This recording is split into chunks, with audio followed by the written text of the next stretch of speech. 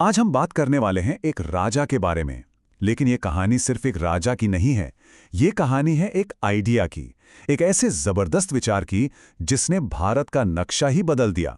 जी हां, आज हम गहराई से जानेंगे छत्रपति शिवाजी महाराज को। देखिए स्क्रीन पर ये जो लाइन है, अपना सिर कभी न झुकाएं, हमेशा ऊंचा रखें, ये सिर्फ कुछ शब्द नहीं है। ये शिवाजी महाराज के पूरे कैरेक्टर, उनकी पूरी सोच का निचोड़ है। ये वो सिद्धांत था, वो प्रिंसिपल था जिस पर एक पूरे साम्राज्य की नींव रखी गई। अपने आप में ये आत्मसम्मान और आज़ादी का एक पावरफुल ऐलान था। और उस सिद्धांत के दिल में था सिर्फ एक शब्द, स्वराज्य। इसका मतलब है अपना राज, अपना शासन। ये कोई मामूली पॉलिटिकल गोल नहीं था, नहीं, ये एक सपना था, एक मिशन था। और सच कहूं तो शिवाजी महाराज ने जो कुछ भी किया, उसके पीछे की असली ताकत यही एक शब्द था, स्वराज्य। तो सवाल ये है कि ये इतना बड़ा सपना, ये क्रांतिकारी विचार आखिर शुरू कैसे हुआ? इसकी जड़ें कहाँ थीं? चलिए थोड़ा पीछे चलते हैं उनके बचपन में और देखते हैं कि ये विचार कैसे जन्मा। उनकी जिंदगी में जो सबसे बड़ी गुरु थीं, वो थीं उनकी माँ जीजाबाई। उन्होंने ही शिवाजी के दिल दिमाग में इंसाफ, हिम्मत और धर्म के वो बीज डाले जो आगे चलकर एक विशाल पेड़ बने। वो उन्हें रामायण और महाभारत की कहानियां सुनाती थीं, और इन्हीं कहानियों ने स्वराज्य के सपने को एक छोटी सी चिंगारी से धधकती हुई आग में बदल दिया। अब आते हैं उनके उस पहलू पर जिसके लिए वो शायद सबसे ज्यादा जाने जाते हैं, उनकी मिलिट्री जीनियस। शिवाजी महाराज ने सचमुच जंग के तौर तरीकों को, उसके नियमों को ही बदल कर रख दिया, और इसी ने एक साम्राज्य बनाने का रास्ता खोला। उन्होंने एक बात साबित कर दी कि जंग जीतने के लिए लाखों की फौज नहीं, बल्कि तेज दिमाग और एक जबरदस्त स्ट्रैटेजी चाहिए। सोचिए, उस जमाने की बड़ी बड़ी भारी भरकम सेनाओं के सामने उन्होंने अपनी जमीन को, वहां के पहाड़ों और घाटियों को ही अपना सबसे बड़ा हथियार बना लिया। कमाल था ये। तो क्या थी उनकी विनिंग स्ट्रैटेजी? इसके 4 मेन पिलर्स थे जिसने उन्हें लगभग अनबीटेबल बना दिया। पहला, सरप्राइज रेड्स, यानी दुश्मन को पता ही ना चले और हमला हो जाए। दूसरा, अपने इलाके का चप्पा चप्पा जानना। तीसरा, बिजली की तेजी से अटैक करना और फिर वैसे ही गायब हो जाना। और चौथा और सबसे जरूरी, एक ऐसी डिसिप्लिन्ड आर्मी जो वहीं के लोगों से बनी थी, जो अपनी मिट्टी के लिए लड़ने मरने को तैयार थे। इसका सबसे बेस्ट एग्जाम्पल देखना है तो प्रतापगढ़ की लड़ाई को देखिए। वहां उन्होंने बीजापुर की विशाल सेना के कमांडर अफजल खान को अपनी सूझबूझ और हिम्मत से मात दी।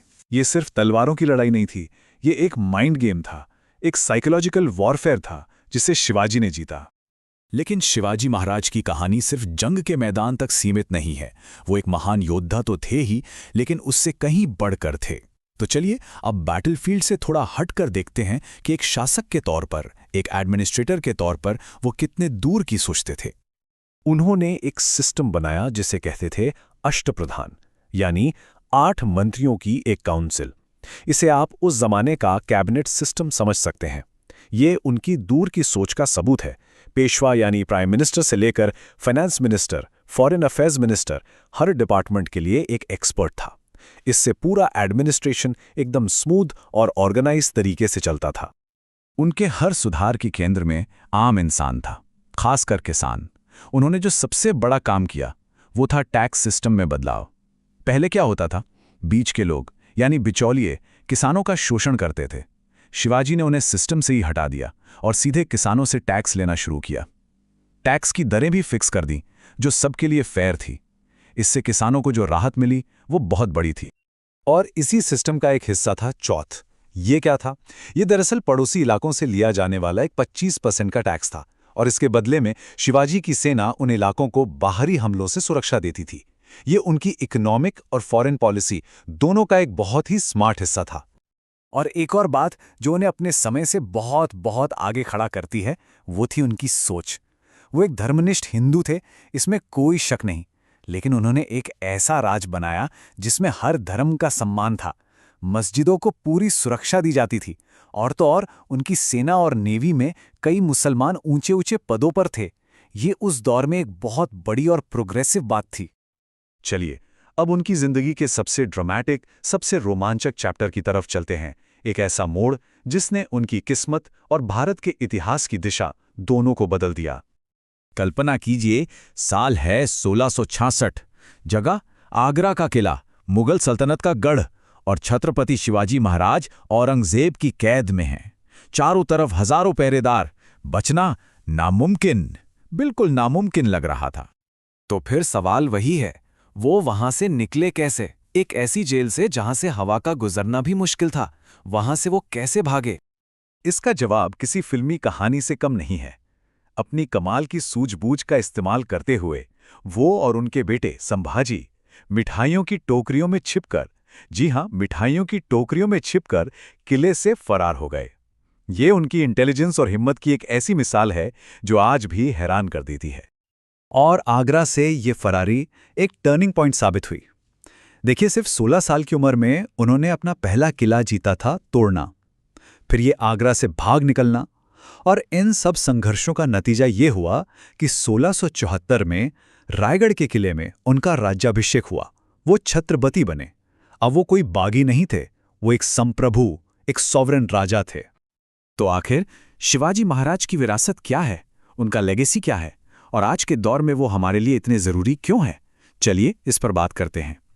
उनकी विरासत का एक ऐसा हिस्सा है जिसके बारे में अक्सर कम बात होती है, और वो है उनकी नेवी, उनकी नौसेना।